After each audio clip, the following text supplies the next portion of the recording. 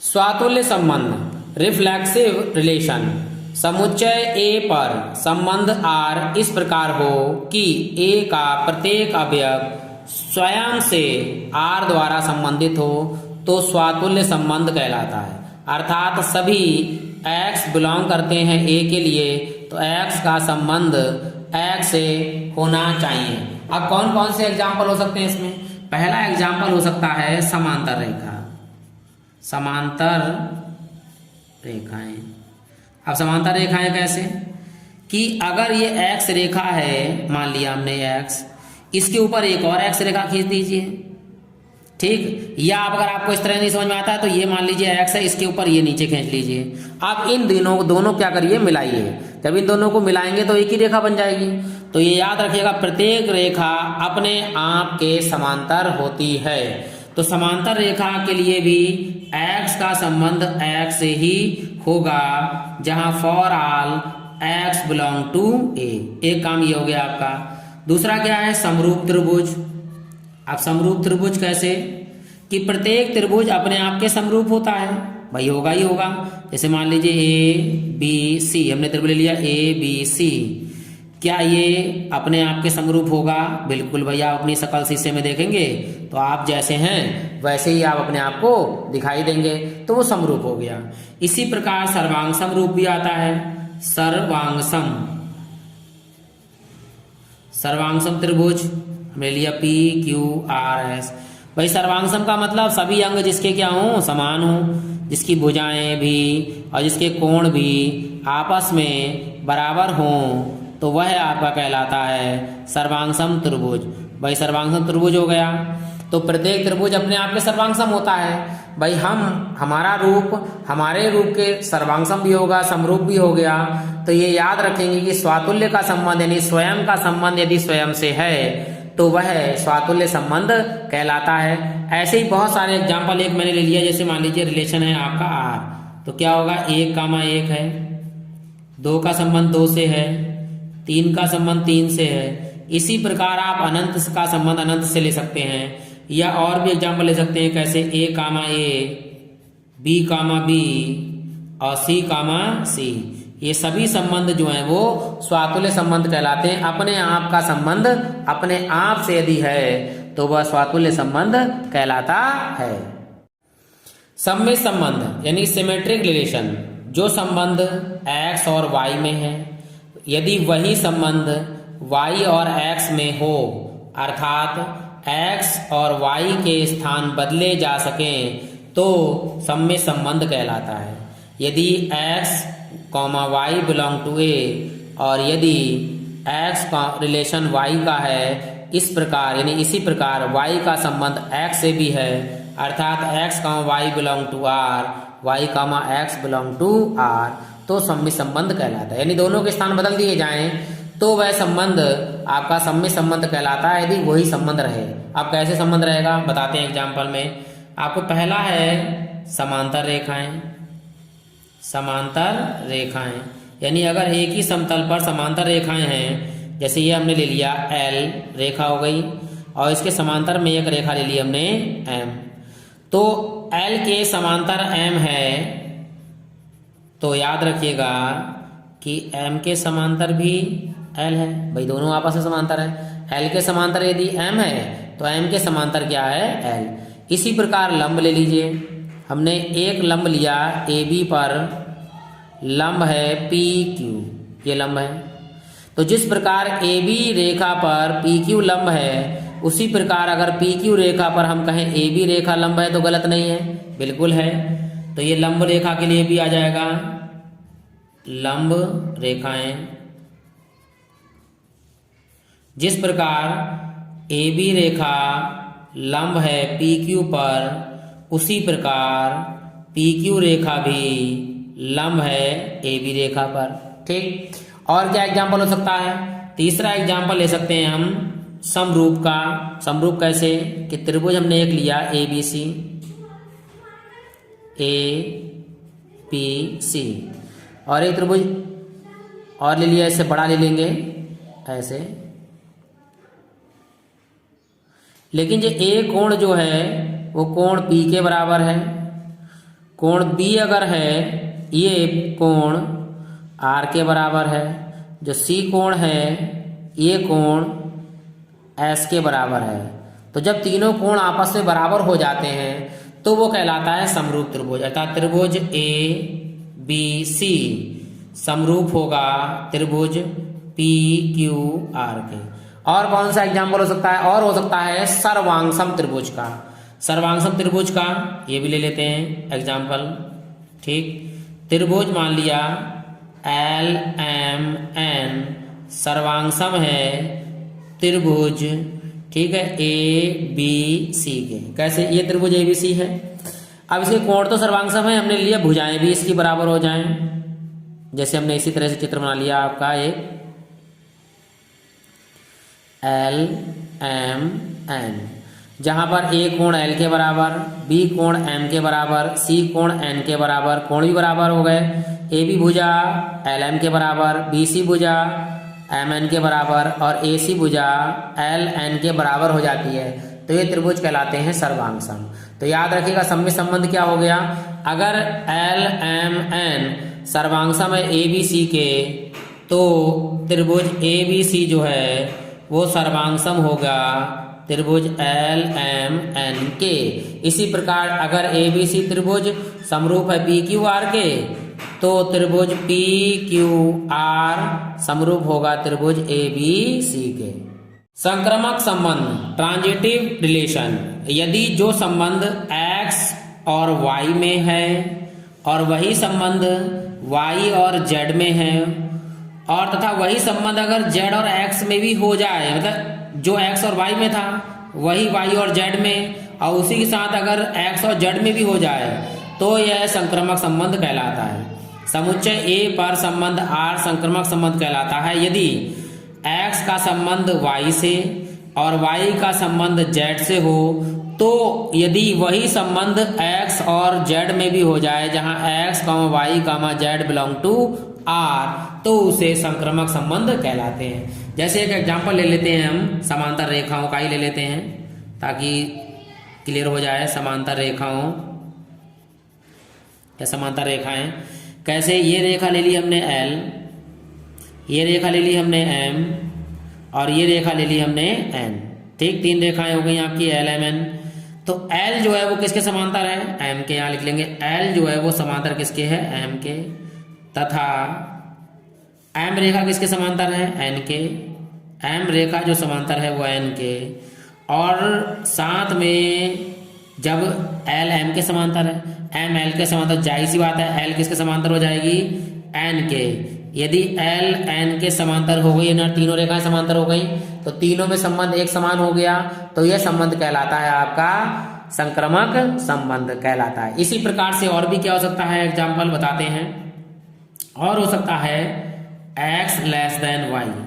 अब अगर x less than y है तथा y लेस देन z है, यानी कि x का मान y से छोटा है और y z से छोटा है, तो जाहिर सी बात हम जानते हैं कि x और छोटा हो गया, तो x का मान भी z से छोटा होगा। इसी प्रकार आप बड़ा ले सकते हैं। बड़ा कैसे? कि x का मान y से बड़ा है तथा y का मान z से बड़ा है, तो जाहिर सी बात है कि x सबसे बड़ा हो जाएगा, z से भी बड़ा हो जाएगा। इसी प्रकार आप और भी चैन ले सकते हैं, जैसे कि हमने समरूप का ही ले लेते हैं। ठीक, समरूप और सर्वांगसम दोनों साथ साथ ले लेते हैं। सर्वांगसम सम त्रिभुज। ठीक, कैसे? त्रिभुज ए बी सी समरूप हैं त्रिभुज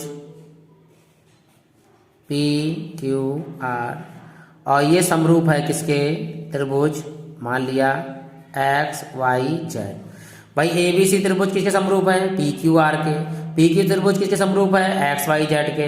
तो ए बी सी किसके समरूप हो जाएगा? एक्स वाई जेड के। बिल्कुल सही। इसी प्रकार ये तो समरूप हो गया। सर्वांगसम भी कह सकते हैं कि त्रिभुज, ये मान लिया हमने त्रिभुज पूरा एक्स, सर्वांगसम होगा त्रिभुज वाई के, और ये सर्वांगसम हो गया जेड के। तो तीनों त्रिभुज आपस में कैसे हो जाएंगे? सर्वांगसम। एक्स वाई के सर्वांग सम, वाई जेड के सर्वांग सम, तो एक्स किसके सर्वांग सम, जेड के सर्वांग सम। इसी प्रकार हम और भी बहुत सारे एग्जाम्पल कर सकते हैं। धीरे धीरे करके मैं आपको सभी ये सवाल करा दूंगा आगे चल के। अभी तो मैं केवल कॉन्सेप्ट पे चल रहा हूँ, और यदि आपको मेरे कॉन्सेप्ट समझ में आते हैं तो मेरे चैनल को सब्सक्राइब कीजिए, लाइक कीजिए और बेल आइकन में दबाइए, ताकि ऐसे ही और वीडियो आपको प्राप्त हो सकें। और साथ साथ में आप मेरे प्लेलिस्ट में जा सकते हैं, जहाँ पर ऐसे ही और बहुत सारे सवाल हैं, जिसमें आप देख सकते हैं कि आपको कौन कौन सी चीजें वहां पर अभी तक नहीं पड़ी हैं। चलिए अगले पे चलते हैं। प्रतिसम्य संबंध यानी एंटी सिमेट्रिक रिलेशन।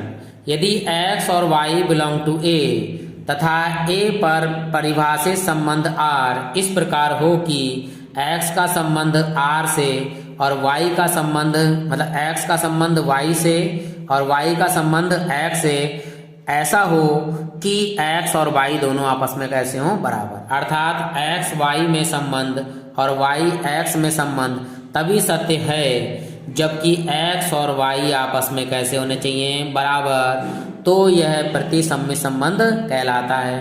यदि a, b belongs to r और b, a belongs to r, जहां a और b आपस में बराबर हों तो प्रतिसम्य संबंध कहलाता है या प्रतिसम्य संबंध होता है। आप कैसे लिखेंगे इसके लिए, मान लीजिए मैं एक आपको बता देता हूं।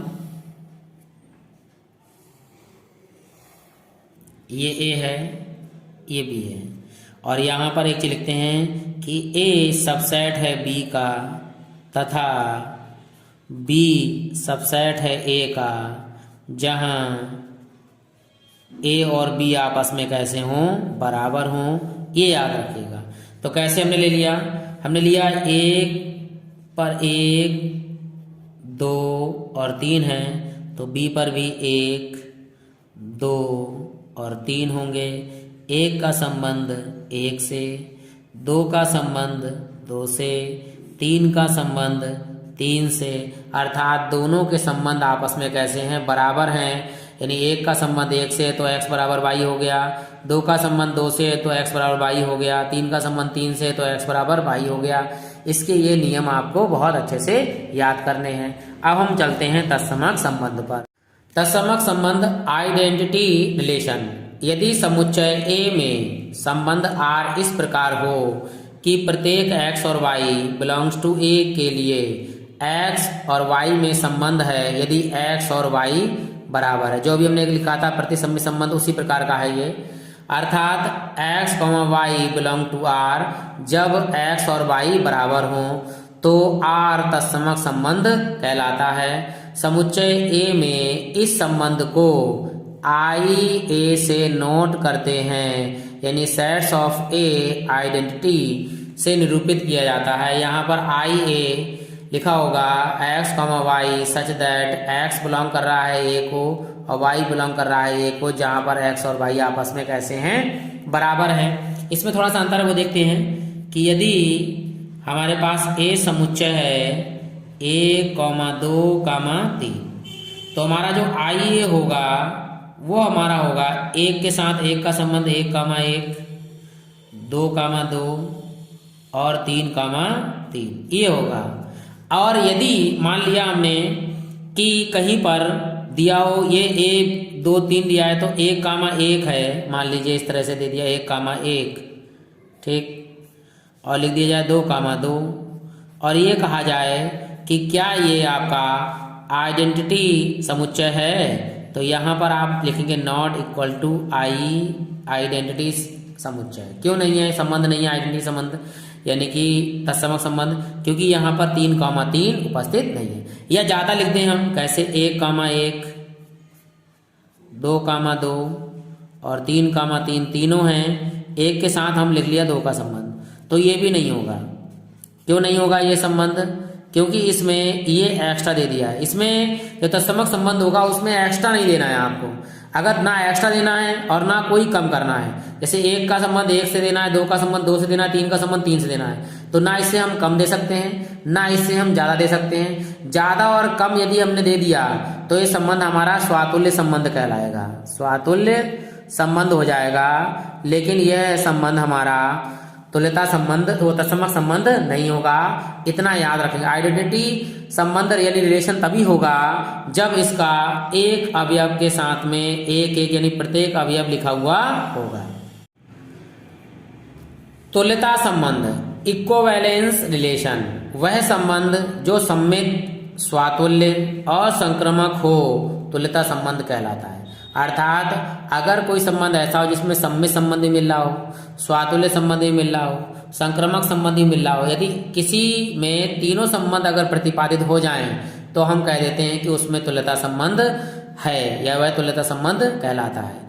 अर्थात समुच्चय ए यानी x का संबंध y से हो, उसी प्रकार y का संबंध x से हो तो x, y belong to a, इसे कहते हैं हम सम्मित संबंध।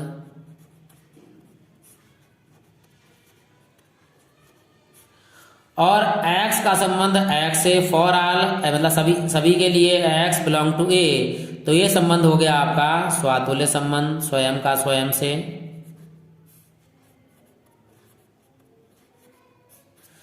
x का संबंध वही है y से, y का संबंध वही है z से, तो यदि x का संबंध वही z से अगर हो जाए जहां x, y, z belong to a, तो ये कहलाता है आपका संक्रामक संबंध। और यदि ये तीनों संबंध सत्यापित हो जाते हैं तो वह कहलाता है तुल्यता संबंध। इसमें एग्जाम्पल दिए हुए हैं वो देख लीजिए कि यदि एग्जाम्पल नहीं, ये नोट है जिसे आपको याद रखना है कि कहीं बहुविकल्पी प्रश्न में आएगा तो क्या इसमें पूछ लिया जाएगा। यदि समुच्चय ए में सबसे छोटा तुल्यता संबंध जो होगा वो होगा समानता का अर्थात बराबर का, जिसे हम स्वातुल्य संबंध के द्वारा भी प्रतिपादित करते हैं, परंतु ये होगा आपका आइडेंटिटी रिलेशन तत्समक संबंध। जैसे ए का संबंध ए से, ए कामा ए, बी कामा बी और सी कामा सी, यह संबंध तुल्यता संबंध का सबसे छोटा संबंध है, याद रखिएगा, जो समानता को दर्शाता है। समुच्चय ए में सबसे बड़ा तुल्यता संबंध होगा ए क्रॉस ए है। यदि ए का मान ए बी सी है तो ए क्रॉस बी जो है वो सबसे बड़ा तुल्यता संबंध होगा, याद रखिएगा, जहां पे बोलते हैं क्रॉस यानी गुणा। तो यहाँ लिख देंगे ए की गुणा ए से करेंगे ए बी सी की गुणा ए बी सी से। ठीक, अब ए की गुणा पहले सबसे करेंगे, कैसे करेंगे, ए कामा ए कामा बी और ए कामा सी। इसी प्रकार बी कामा ए, बी कामा बी और बी कामा सी। लास्ट में सी के साथ सी कामा ए, सी कामा बी, सी कामा सी। ये याद रखेंगे कि अगर समानता का है तो तुल्यता संबंध सबसे छोटा होगा और अगर गुणा का है तो तुल्यता संबंध सबसे बड़ा होगा। आप सभी लोगों को धन्यवाद। और भी ऐसी वीडियो मैं आगे और बनाऊंगा। आप मेरे प्लेलिस्ट में जाकर और बहुत सारे सवाल देख सकते हैं। मैं आप सभी लोगों को हृदय से धन्यवाद देता हूं। इस समय जो छोटी मोटी मेरी गलतियां हो जाती हैं उसके लिए मैं आपसे क्षमा प्रार्थी हूं और मैं आशा करता हूं कि आप मेरी इन गलतियों को ना देखकर आप अच्छी अच्छी चीज़ों को सीखेंगे और आगे निरंतर बढ़ते जाएंगे। मैं भी आपके साथ ऐसे ही निरंतर प्रयास करता रहूँगा और आगे बढ़ता रहूँगा। इसी के साथ आप सभी लोगों को हृदय से मैं धन्यवाद देता हूँ, ताकि आप लोगों ने मेरा इतने पेशेंस के साथ में मेरा पूरा वीडियो देखा है। आप सभी लोगों का एक बार और हृदय से धन्यवाद।